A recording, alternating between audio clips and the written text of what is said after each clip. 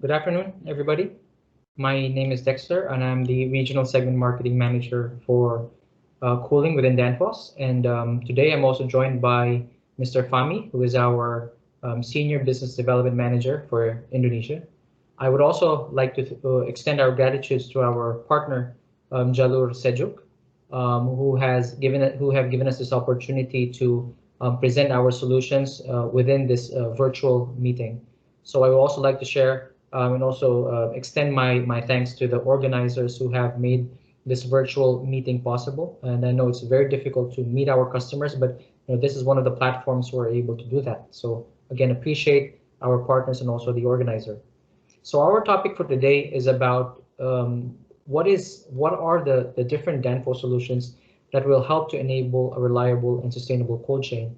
And given the very challenging times we're in right now, we have seen that the cold chain, the food hotspot, has been front and center in terms of government priorities.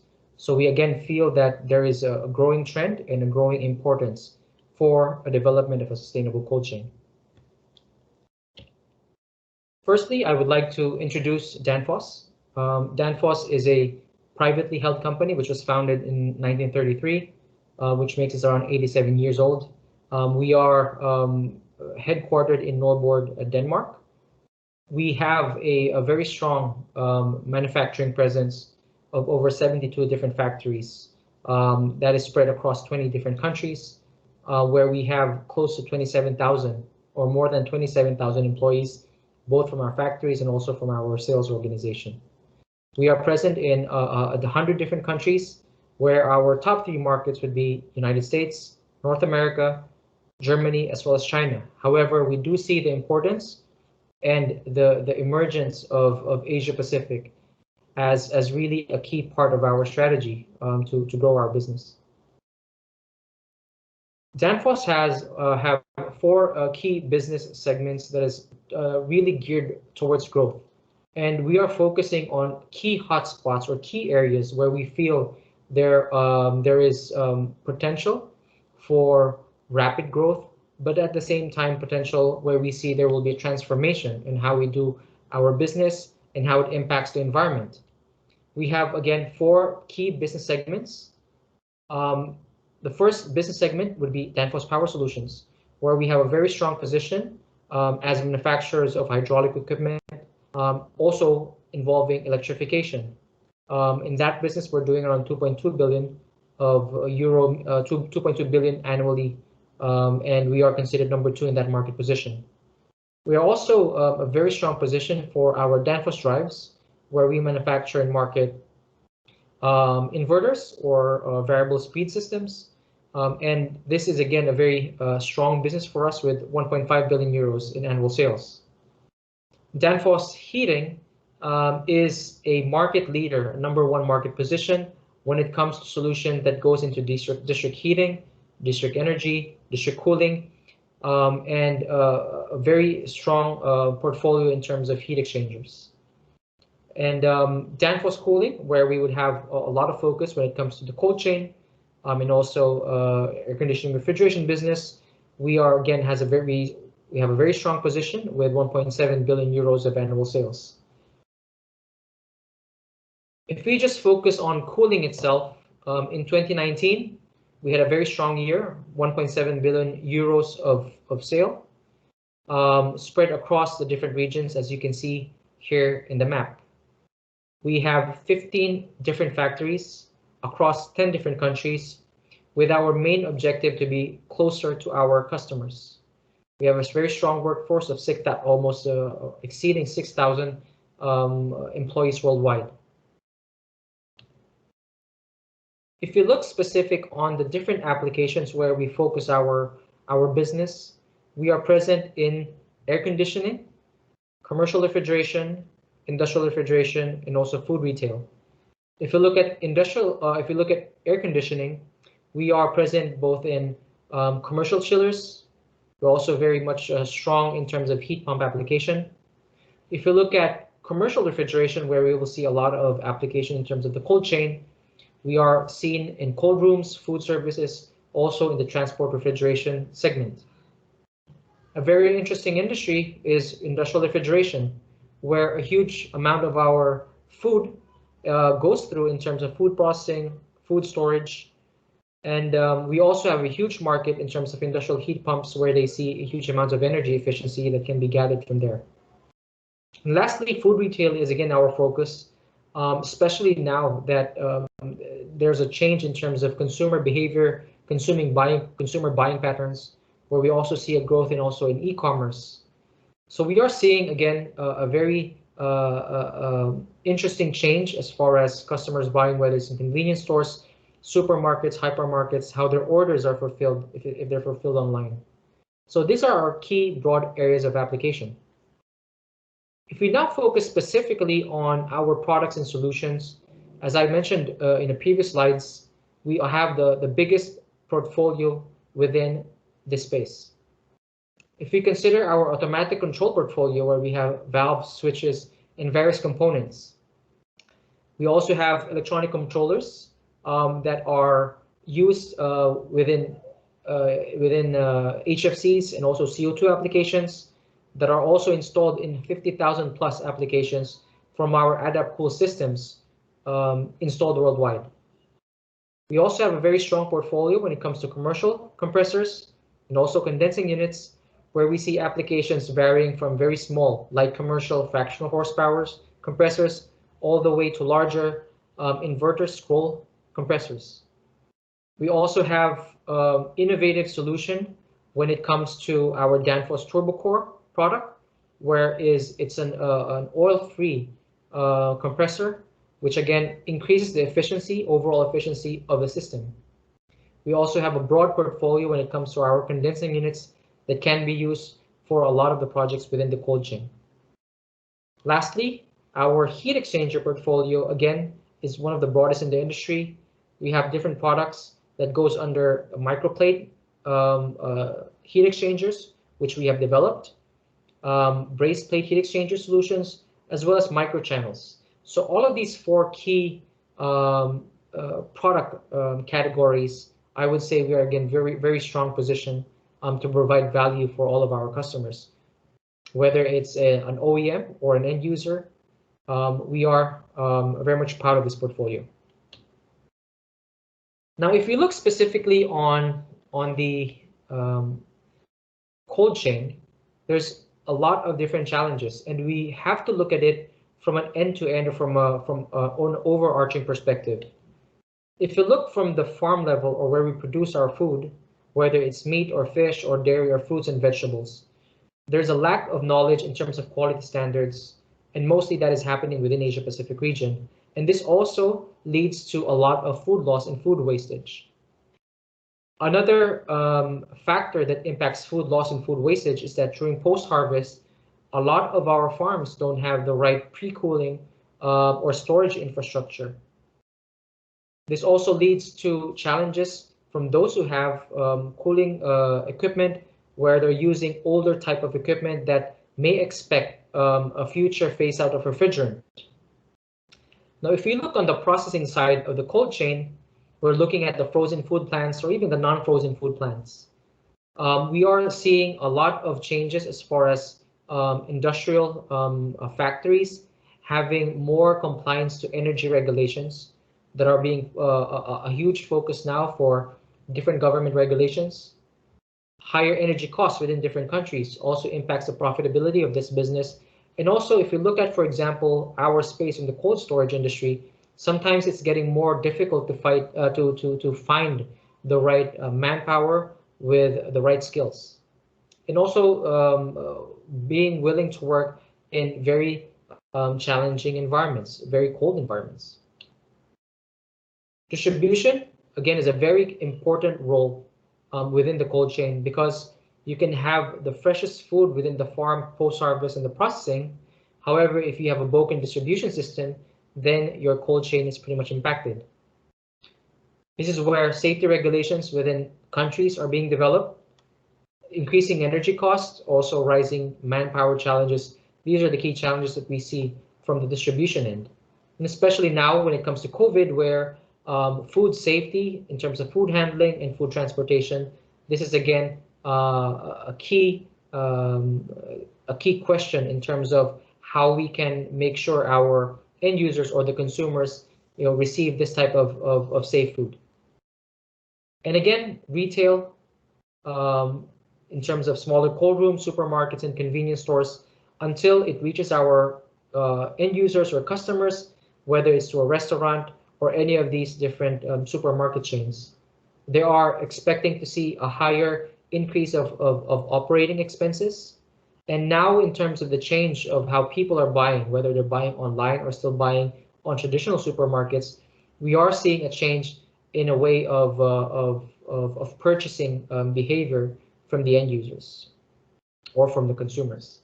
So if you look at the total or the overall cold chain, we see a lot of challenges. However, we also see a lot of opportunities, and also manufacturers like Danfoss is able to provide the right solution for our customers.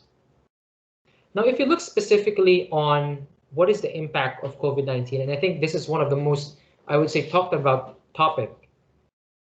The short-term impact for COVID-19 within APR, firstly, would be the decrease of travel and tourism. A lot of countries within APR are very much reliant in tourism. A lot of their GDP is tied into tourism, on the profit from tourism. So that is what is affecting as far as the COVID impact. Also, food exports, countries such as Vietnam or Thailand or even Indonesia, who are reliant in food exports as part of their GDP. This is also being impacted. Also, if they are requiring any raw materials to come in, because of the restrictions, it has becoming more difficult to produce and export food. Foreign direct investments, again, is another key challenge. We are seeing some delays on investments. However, we do see a light at the end of the tunnel, but again, it still depends on a few key criteria. However, we do see a very strong foundation in terms of regional trends in the region. And if you look at the first point, the rapid rise of e-commerce, this has pretty much been driven because of COVID. If you see the amount of first-time adoption of people buying online, as far as groceries, as far as food, this has rapidly expanded, increased in Asia Pacific, especially in developing countries within the ASEAN region. We also consider the ASEAN to be a very strong economic region in the next decade. With a growing middle class, with a growing population, we are seeing a very strong and vibrant economy in the next coming decade. Food habits and food patterns has changed. People are now looking into more safe, healthy food. And also, as I mentioned, shopping behavior is also changing, moving towards the digital space rather than physically visiting some stores. Now, if you look at the long-term opportunities out of this, if we look at specifically in Indonesia, Indonesia has a very strong opportunity to really grow as far as the refrigerated capacity, because if you look at our peers within the region, we are seeing a huge amount of gap as far as the amount of refrigerated capacity that needs to be built so that we are able to store our food properly, so that we're able to reduce food wastage and as such. We also are seeing higher specification or higher requirements from, for example, cold chain facilities, cold storage facilities, driven because of e-commerce players. And lastly, the government is again supporting the agriculture business, the food business, the cold chain business, because it is seen as a primary necessity for the population. So these are, I would say, the short, the long-term trends, and also the opportunities that lay in front of us. So we have finished talking about some of the industry challenges we have, as well as the trends that we see within Asia in the next coming years. So now we'll be moving towards more of the products and solutions that we have for the cold chain.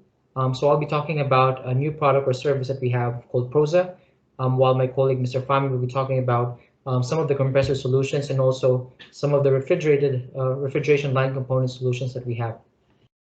So if we look at the assets that are inside the cold chain, More specifically from a, let's say from a food retail perspective and also from a cold room perspective, we see that there are various different types of equipment that you can actually get a lot of information of, which can be used to make valuable decisions. So the goal of Prosa is to get all of the information that we have in the different equipment that we are serving and use those information and make a visual representation so that it can be used either to inform, to diagnose, and to make actions depending on the criticality of the data or the information. So Prosa itself is an IoT or a telemetry solution, which is basically an end-to-end solution all the way from the equipment to the operators or technicians or to the business owners. So if you look at the different equipment on the left-hand side, you would see soft drink dispensers, vending machines, bottle coolers, all the way to small cold rooms. Let's take, for example, a typical bottle cooler where you have, obviously you have bottles or can, which gets consumed and would need to have regular inventory checks. So that inventory can actually be done remotely via sensors or via specific equipment from Prosa, and can be sent via the cloud and shown to whoever takes in the decisions in terms of marketing, in terms of sales of that particular product. If you look at more complex applications for this Prosa, would be for cold rooms. If you have a typical cold room, you would not expect the temperature within that cold room to fluctuate. So that information, for example, can be used to make actionable data, actionable cues as far as diagnosing what's wrong within your cold room, or telling you whether your cold room is actually working as normal. So that information can be achieved through our Prosa solution. So some of the, again, key importance of the Prosa solution is to be able to get all the information and be able to show that to the end users or the people who are running the business. So for example, if you look at the picture on the left, you would see the rich web interface that we're able to provide. So you can see here, for example, the temperatures via specific timescales or time period. You would also probably see here what is the amount of inventory in a specific display case. So that can be seen via the web interface. One of the new additions as far as feature of Prosa is that it's now available via smartphone app. It can be via Android, it can be iOS.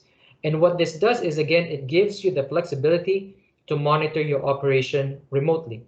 So you can, again, example for the cold room, if you have a cold room and you see that a door is open, because of a proximity switch on that door, you can actually get that alarm in your device so that, again, you can inform somebody on the site or somebody within the premises to have that cold room checked. So again, this is the value of what we have in terms of IoT and also in terms of telemetry. So when it comes to Prosa, there's again a lot of different features that we can take. We can have alarm management, asset tracking. Our devices would have a built-in, for example, GPS tracker. So if a device, for example, a display case gets moved from one location to another, or if a bottle cooler gets moved from one location to another, this can be tracked. Again, information can be used as far as sales analytics, but I think one of the most important, most interesting thing for technicians and for owners, for example, for cold rooms, is again to get that diagnostic feature so you can have a better understanding if there's anything wrong with your current assets. Because knowing what's a problem with a specific asset, such as a cold room, means that you're also protecting the food that is being stored inside, which is again your source of revenue. So how does it work? Let's take, for example, this cooler. So this cooler would have usually would have a specific controller inside. We have different types of Prosa device equipment, which basically is this white box, which has a system on chip, or sorry, has a SIM on chip. And that SIM on chip acts as a gateway between the information that is being gathered from the device, from the equipment, and sent via a GSM network all the way to our PROSA infrastructure, which gets analyzed, which get packaged so that it is shown in a useful format via our web portal or via our mobile devices. So again, because of this end-to-end interface, we're able to get the information and display that information, or even provide a diagnostic solution for the end users. So again, very similar to the previous slide. If you take in, for example, this display case, you have a sensor for the cabinet, maybe taking care of the temperatures. You have a proximity to understand whether the door is open or closed. Those information are taken in by the ERC controller, connected via comms cable to the Octo device, then sent via LTE or GSM networks, either as a option 1 alarm only mode, or option 2 you can even have an audit mode for your specific PROSA devices. So again, a lot of flexibility and a lot of information can be managed via the PROSA system. So when we're talking about the product itself, or the hardware, we've talked a lot about the dashboards and also the software, but let's talk about the hardware. So if you look at, for example, specific solutions for coolers and freezers, we have what we call the PROSA Octo, where, for example, you have a standard ERC controller, which is able to detect the temperature, alarm, fan management, power, and also door management. That information can be packaged and sent to the Octo device. The Octo device itself is not able to gather all these information. Rather, it again serves as a gateway for it to be connected to the PROSA system. However, the Octo device actually has a built-in location and lost cooler notification. So again, if this particular case was involved in theft, it was moved without the permission of the owner from one place to another, then you can get an alarm that your display case had been relocated, or at worst case it could have been stolen. Those are just again one of the feature of the PROSA box itself. But again, to get the full benefit, full value, is that by using the ERC controller and plugging in the Octo, you can get a lot more information of your assets. The Solo, on the other hand, again, is a more, I would say, compact solution where it can be fitted in your display cases via simple mounting tape. It is, I would say, standalone. It is still able to read the temperature within the cases. However, it is more suited for applications where you're using mechanical thermostats, where it's only able to get information and log that information. So that is the PROSA Solo. If you look at from a cold room perspective, we are positioning for example, the AKCC210 or the excuse me, AKRC101 as part of a standard controller for a cold room. We have two types of PROSA devices. One is the PROSA SC4 Modbus, and one is a PROSA SC4 Direct. For the Modbus device, the SC4 Modbus, again, this can be combined or bundled up with any of these controllers so that you're able to get whatever information within these controllers and be sent that to the PROSA cloud system. Whereas if you have the SC4 Direct, I would say this is more standalone, which can actually take in up to 4 temperature sensors for more, I would say, more complex display case operation. And that again can serve as a more standalone solution for your cold rooms. So now let's look at some examples on the next coming slide from a screenshot of an actual PROSA being installed at site. So for example, this would be our mobile app interface where you can see again what is the HACCP compliance in terms of the last 24 hours. What is the temperature log within specific timing if you require your goods to be HACCP under HACCP certification. Then you also have information from a mobile perspective where that particular, let's say, display case is actually specifically located. And you can actually export the report, such as the temperature logging, in an Excel file format, which can easily be sent via email. So this is, I would say, the web-based tool, which would have a lot more information as far as displaying it in one screen. So for example, this is the display, cold room that we have installed in a specific location. You can easily click on the cold room and see where the cold room is located. So yeah, I would know that my particular Prosa device is located in this cold room in this specific vicinity. I can click further to understand whether there's any issues with that particular cold room via the different alarms. Right now, everything is in green, so I'm assuming there's no problem. You can also see here as far as any recently closed alarm that occurred over the past period of hours. You can also have a history log of previous alarms. Then you can also go by device, and as you go by device, you can actually see from more of an inventory point of view. These are the different cold rooms that I have in different locations at different time zones, and if there's any alarm history within those cold rooms. This is an example of the temperature readout. As you can see, whether there is a spike during specific time. As an end user or as an owner of this cold room, should I be expecting any spikes in my operation, or should I be seeing more of a flat operation? So those information again is very critical to make sure that I'm operating my cold room properly and maintaining the integrity and the freshness of the food that I'm storing within my cold room. I can again download the information as far as an Excel file and package that. So that is basically what we are offering from a perspective. And again, this is a new services that we have launched, and we can definitely share more information as time goes by. So I'll be sharing now my time with Fahmi as he talks about compressors and also line components. Thank you, Fahmi. Very good afternoon to everyone. Thank you, Dexter, for the introduction. My name is Fahmi Fatah. I'm with Danfoss Indonesia and based in Jakarta. Today, I would like to do a simple introduction for Danfoss automatic controls for refrigeration application. So basically, Danfoss have most of the components that is being used in the refrigeration application. We have stop valve, we have filter dryer, side glass, solenoid valve, expansion valve, and also pressure switch.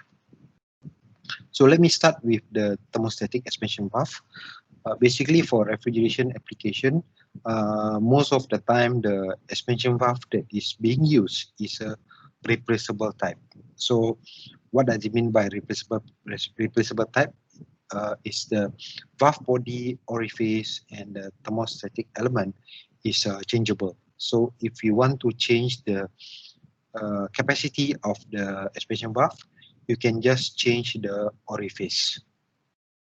So what is the purpose of the thermostatic expansion valve? Basically, is control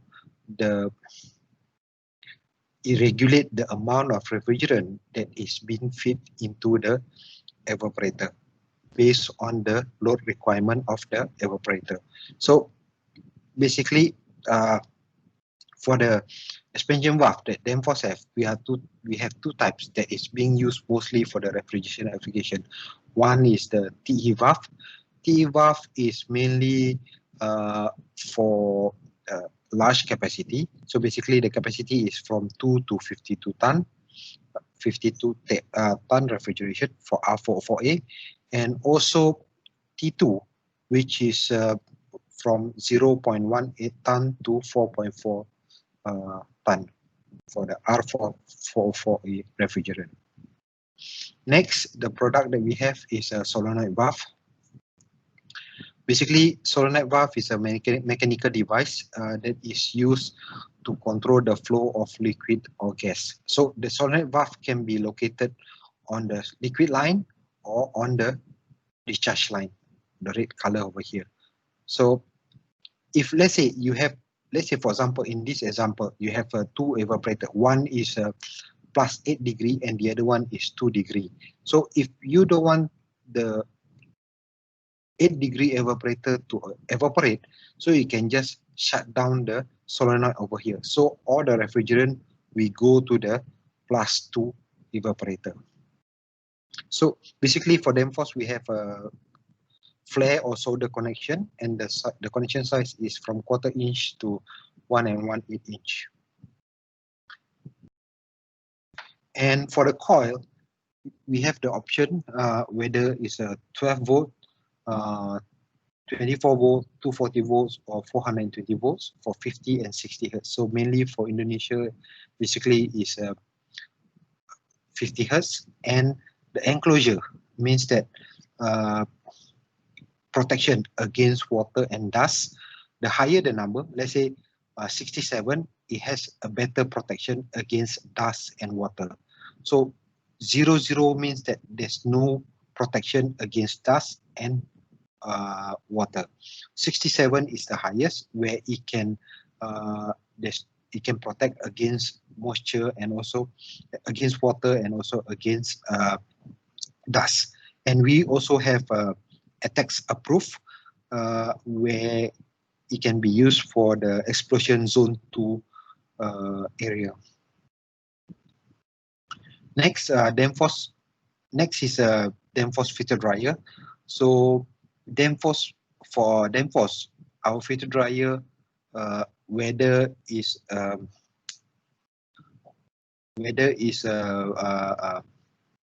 hermetic or non-hermetic, we are using a solid core. So this is how the solid core looks like. And the purpose of the filter dryer is to protect the system. So basically, we have two types of filter dryer. One is located in the liquid line, where it protects the expansion valve, and also which are rarely being used by the market is the suction line filter dryer. So basically, suction line filter dryer is located right before the compressor. So what is the purpose of the filter dryer is to remove moisture. So if let's say during when you charge in the refrigerant is not perfect. There are some moisture left in the refrigerant. So the purpose of the filter dryer is to remove the moisture in the refrigerant and also to filter that in the system. So normally the one that we are using is a DML, where it's 100% molecular sieve. And this is the one that I mentioned just now about this suction line filter. And for Danfoss, it's called DAS. So basically, when do you install a suction filter? So basically, if let's say you have a compressor motor burn out, then when you install a filter dryer here, if there's any dirt from the compressor before the expansion valve, it will be protected. Okay, but then if let's say you have a dirt located in the evaporator, if you don't have a suction filter when you have a compressor burn out, then the dirt will go into the compressor and damage the compressor. So basically, suction filter is a temporary measure. So you install it during the first few weeks of installation. After that, you have to remove it. Otherwise, your performance will drop, because when you have a suction filter over here, your pressure drop across the suction will be high, and it will affect your performance. So basically, for filter dryer, we have a connection from 1/4 inch to 2 1/8 flare or solder connection. Next is the side glass. So side glass is located between the filter dryer and the expansion valve. So basically, it's just to monitor your refrigerant condition and also the moisture content of the refrigerant. Let's say if there's a moisture in the system, the vacuum process was not done properly, then the indicator on the side glass will show yellow. Whereas if it's green, then it means that the system is dry. there's no moisture in the system. But if it's yellow, then there's a moisture in the system and the whole process of vacuuming have to be done again. So for Danfoss, we have a 1/4 inch to 1/8 flare or solder connection. Next is the pressure switch. So basically there are two function of a pressure switch. One is a protective function.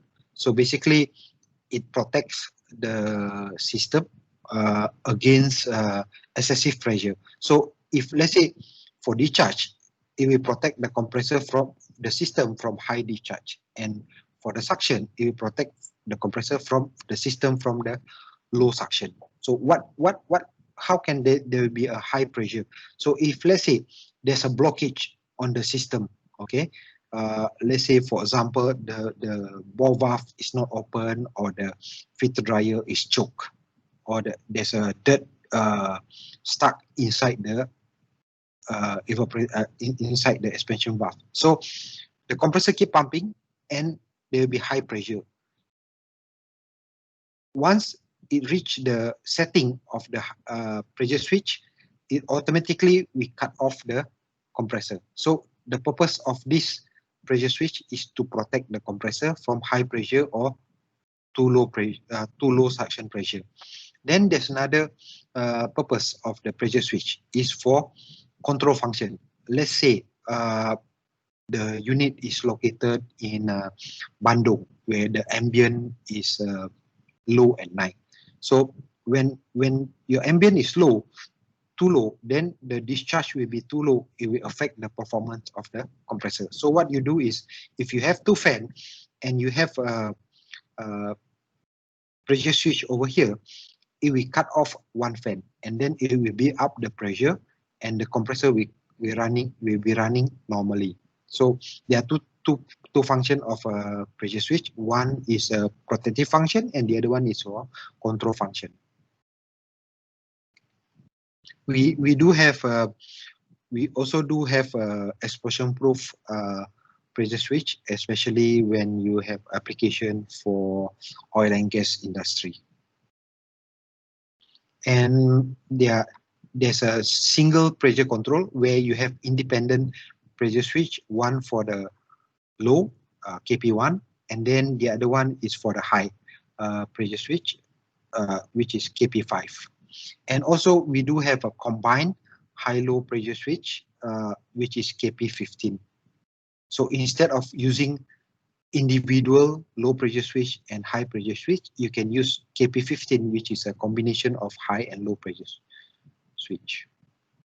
Next is the shut-off valve, and for Danfoss is a GBC.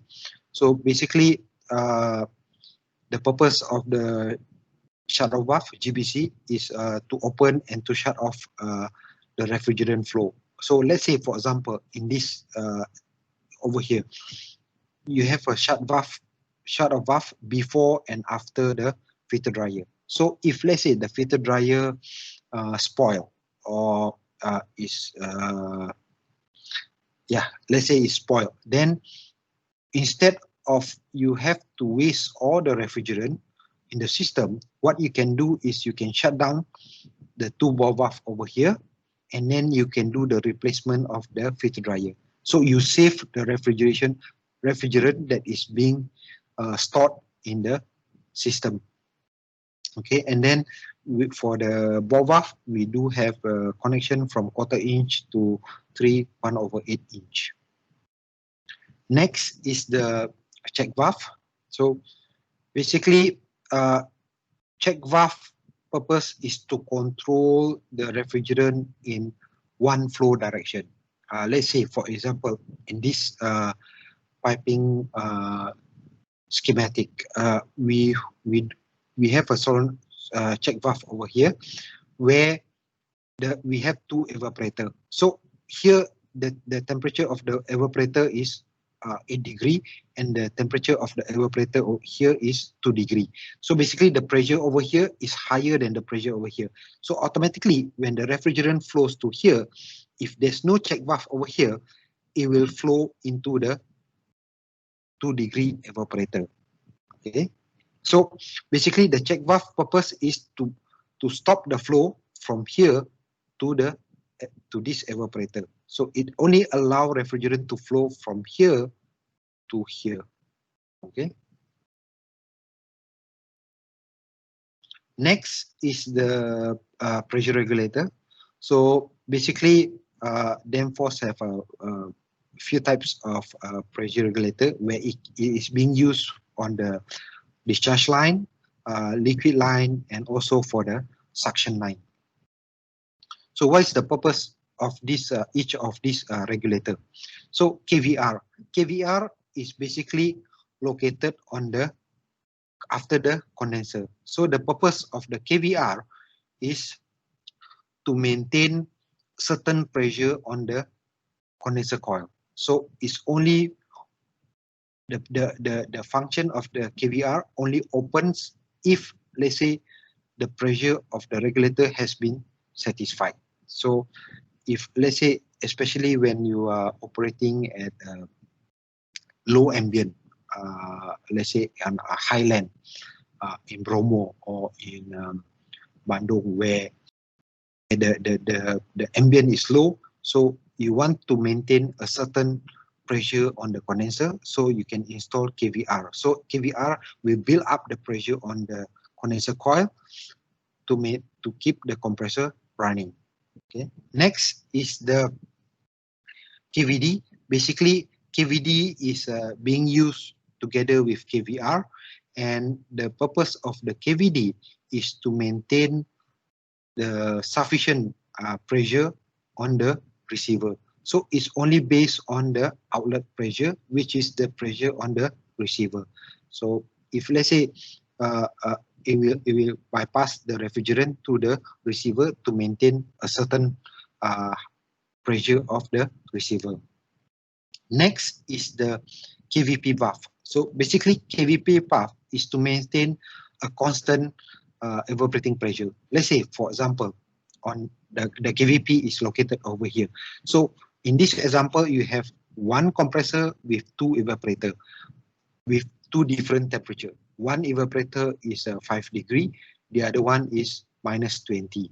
So what you want to do is you want to maintain the pressure, the temperature on this coil at 5 degree.